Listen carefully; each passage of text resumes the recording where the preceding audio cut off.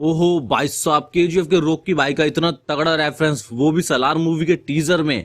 और इस फ्रेम में तुम पक्का नोटिस नहीं कर पाए होगे कि ये कौन है। इसके अलावा सलार के टीजर ने फाइनली ये कंफर्म कर दिया कि ये सलार केजीएफ का ही पार्ट है।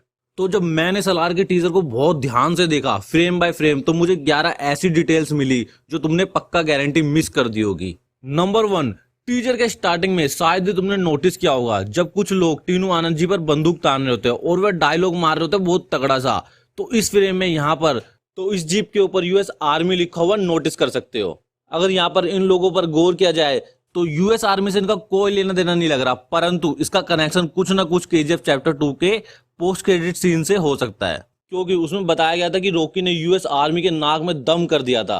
वैसे तो सलार की कोई भी स्टोरी सामने नहीं आई है, पर शायद यूएस आर्मी वाला कांड जो केजीएफ में हुआ था वो सलार में देखने को मिले। नंबर 2, नेक्स्ट जो पिछली वाली बताई उसको और प्रूफ करने के लिए ये वाली डिटेल सुनो।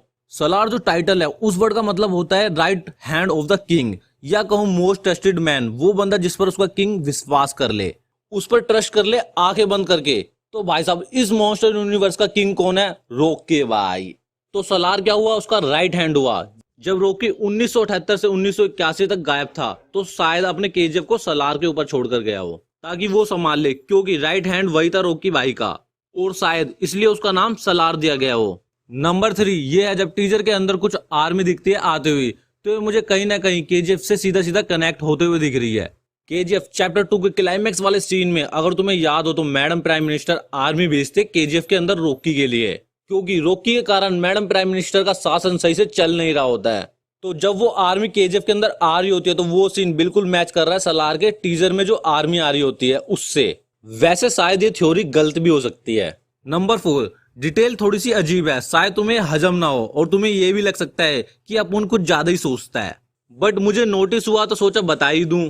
केजीएफ चैप्टर 2 के क्लाइमैक्स वाले सीन में जब रॉकी समुद्र के अंदर होता है अपने शिप पर, तो एक फ्रेम में यहाँ पर तुम बहुत सारी घड़ी नोटिस कर सकते हो। इन्हीं घड़ियों में तीसरी वाली घड़ी पर देखो 5 बजे का टाइम डाला हुआ है, और वहीं सलार का जो टीजर था वो लगभग सुबह 5 बजे ही रिलीज किया गया था। हाँ माना कुछ ज्यादा ही सोच लिया, बट हो भी सकता है कि शायद उसी का रेफरेंस हो। नंबर 5 ये वाली डिटेल तो आपने पक्का मिस कर दी होगी। इस वाले सीन में जहां पर यह प्रभास अपनी बंदूक फेंक रहा है, वो सामने किसी को देख रहा था पर इधर तो कोई है ही नहीं, तो प्रभास किसी को देखकर एक्शन दे रहा है। तो इसे ध्यान से देखोगे तो तुम्हें हल्का सा कुछ दिखेगा इस स्मोक में, और कहीं ना कहीं शायद ये केजीएफ के रॉकी भाई हो सकते हैं। और तुम सब सोचो कि हमें इसमें रॉकी भाई और प्रभास की दोस्ती देखने को मिलेगी, और क्या पता हमें सलार वर्सेस रॉकी भाई देखने को मिल जाए।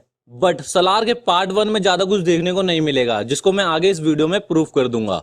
डिटेल नंबर 6 सलार के अनाउंसमेंट के टाइम से ही एक थ्योरी बहुत ज्यादा वायरल हो रही थी कि केजीएफ और सलार एक दूसरे से अटैच होगी। ये थ्योरी अब सच भी होने वाली है, क्योंकि सलार के टीजर में तुमने शायद ही नोटिस किया होगा जो हमें लोकेशन दिखाई गई थी वो बिल्कुल केजीएफ की लोकेशन है। और दूसरी बात, केजीएफ चैप्टर 2 में एक लड़का दिखाया गया था फरहान, जो संजय दत्त से भिड़ गया था। उसी लड़के को मैंने सलार मूवी की कास्ट में देखा था। भाई साहब मजा तो बहुत आने वाला है इस मूवी में। डिटेल नंबर 7 कि जो टीजर के एंड में सारे नाम दिखाए गए थे कास्ट एंड क्रू के, वो बिल्कुल सिमिलर थे केजीएफ की कास्ट एंड क्रू से।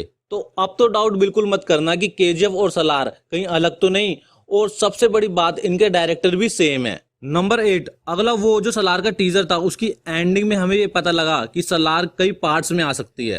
पहले पार्ट का नाम सलार पार्ट 1 सीजेस फायर, और शायद ये रेफरेंस हो सकता है जब संजय दत्त ने केजीएफ में घुस के आग लगाई थी, वो बच्चा फरहान जो सबको बचाने की कोशिश कर रहा था। वहीं से एक थ्योरी बहुत ज्यादा वायरल होने लगी थी कि फरहान जो लड़का था वो मरा नहीं था, वही आगे चलकर सलार बनेगा। तो ये मूवी उसी लड़के फरहान के ऊपर हो सकती है। नंबर 9 वैसे ये कोई डिटेल नहीं है, पर सच में सलार का ये जो टीजर था ओसम था, मजा ही आ गया। वो सिनेमैटिक ब्लैक टोन, हॉलीवुड से भी मस्त एक्शन। भाई साहब बिल्कुल भी बिलीव ही नहीं होता कि ये साउथ की मूवी है, और आज के टाइम में साउथ की मूवी ने हॉलीवुड की मूवी को भी पीछे छोड़ दिया है। और प्रभास का लुक तो एक नंबर। बाकी स्टार्टिंग में टीनू जी ने जो हाइक बनाई, शेर, चीता, हाथी, कोई भी कितना भी डेंजरस हो, वो जुरासिक पार्क में कुछ भी नहीं है। मतलब सलार के आगे कोई भी कुछ भी नहीं है। और बाकी तो भाई मूवी देख के पता लगेगा कि ऑडियंस के लिए क्या माल छिपा रखा है। नंबर 10 इस सीन में पृथ्वीराज सुकुमारन दिखाया गया, जो शायद मोस्ट प्रोबेबली इस मूवी का विलन हो सकता है। अब इसमें नोटिस करने वाली चीज है इसके हेड पर ब्लैक तिलक,